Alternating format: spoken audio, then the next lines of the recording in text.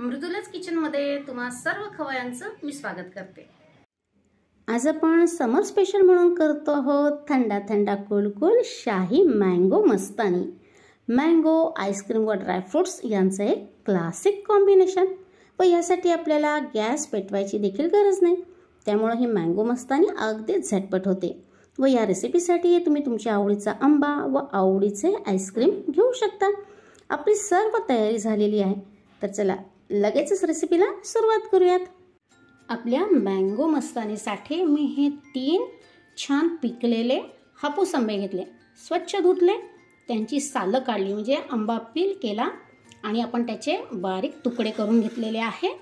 हे बघा 2 आंबे मी रफली चॉप केले, जे आपल्याला मिक्सरमध्ये त्याची प्युरी करायची आहे, आणि 1 आंबा मात्र मी असा छान बारीक कापून घेतलाय, चॉप करून घेतलाय, जो आपण गार्निशिंगसाठी वापरणार आहोत। ठीक आहे, तुम्ही कुठलाही आंबा घेऊ शकता, पण हापूस घेतला तर त्याचा रंग, स्वाद आणि गोडवा जरा जास्त खास असतो। आपण हा रफली चॉप केलेला मँगो म्हणजे आंबा आपल्या मिक्सीमध्ये घालून घेतोय। त्याचबरोबर आपण 3 टेबलस्पून पिठी साखर देखील घालतो आहोत। आंबा गोड आहे, पण यामध्ये आपण आता दूध देखील घालणार आहोत, मग ती चव छान बॅलन्स व्हावी याकरता आपण साखर घातली। तुम्ही जाड साखर घातली तरी चालेल, आंब्याच्या गोडपणावरती किंवा तुम्हाला कितपत गोड आवडतं यानुसार तुम्ही ही साखर घाला। चला आपण मिक्सरमध्ये ह्याची व्यवस्थित प्युरी करून घेऊयात। हे बघा मँगो आणि साखर आपण अशी प्युरी करून घेतली आहे। यामध्ये आता आपण 1 कप अगदी गार चिल्ड म्हणतो ना तसं दूध घातलेलं आहे, आणि परत एकदा मिक्सरमध्ये छान फिरवून घेऊयात। हे बघा आपण दूध घालून फिरवून घेतलेलं आहे। मस्त मँगो मिल्कशेक झालेला आहे, दिसतंय तुम्हाला, मस्त थिक आणि स्मूथ।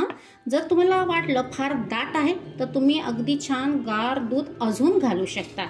ठीक आहे, आपलं हे नेहमीचं दूध जे आपण गरम करून घेतलंय आणि फ्रीजमध्ये गार करून घेतलेलं आहे। आता यामध्ये आपण घालूया आईस्क्रीम स्कूप। मी 2 स्कूप घालते यावेळेला, आणि आता आपल्याला परत एकदा हे छान फिरवून घ्यायचं आहे। आईस्क्रीम घालून आपण पुन्हा एकदा फिरवून घेतलंय, आणि आपला हा मँगो मिल्कशेक बघा कसा रिच आणि थिक झालेला आहे।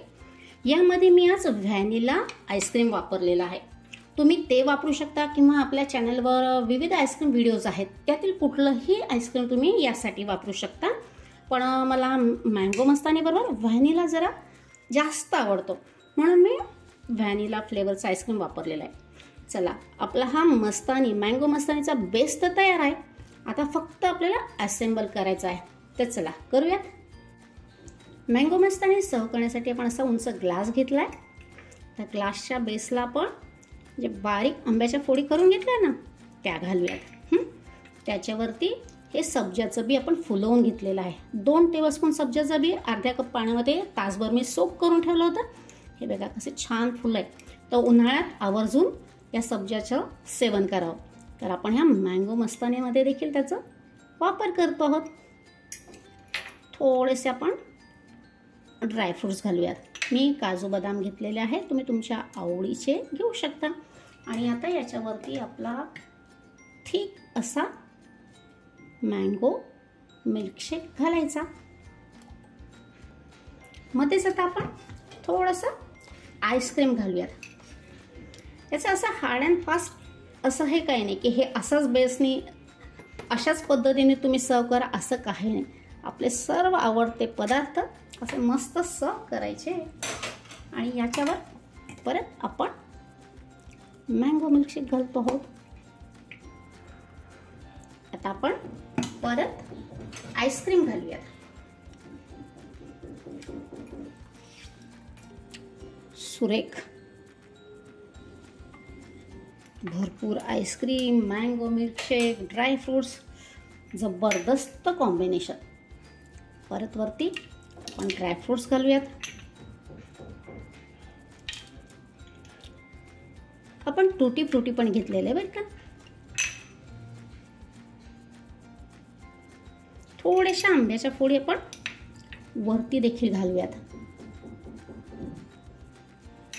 आणि चेरी ऑन अ टॉप. बघा आपला जबरदस्त टेस्टी लाजवाब अशी मँगो मस्तानी सर्व करून घेतलेली आहे. कशी दिसते सांगा बरं, आणि नक्की करून बघा. चव म्हणाल तर अप्रतिम. चला हा ग्लास माझ्यासाठी, तुमच्यासाठी आपण आणखीन एक ग्लास बनवून घेऊयात. सेम याच प्रकारे आपण हा मँगो मस्तानी सर्व करून घेऊयात.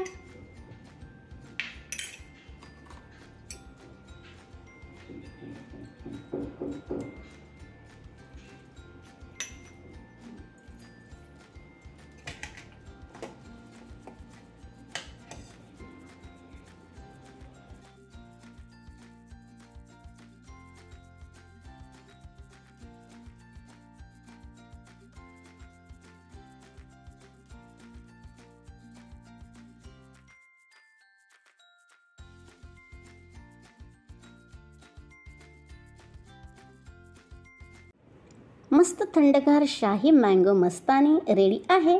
मला हापूस आंबा प्रचंड आवडतो व तेवढेच व्हॅनिला आईस्क्रीम देखील. तर यांचे मी केलेले क्लासिक कॉम्बिनेशन तुम्हाला कसे वाटले ते नक्की कळवा. पण त्यासाठी तुम्हाला ही रेसिपी करून पाहावीच लागेल. तेव्हा तुमच्या डिनरनंतर डेझर्ट म्हणून किंवा छोट्या मोठ्या समर गेट टुगेदरमध्ये स्पेशल ट्रीट म्हणून किंवा पाहुण्यांना वेलकम करण्यासाठी म्हणून ही थंडगार शाही मँगो मस्तानी बनाना बनताही है. विविध समर स्पेशल रेसिपींसाठी डिस्क्रिप्शन बॉक्स आवर्जून चेक करत चला. परत भेटू अशीच छानशी समर स्पेशल रेसिपी घेऊन. तोपर्यंत खूप खूप धन्यवाद.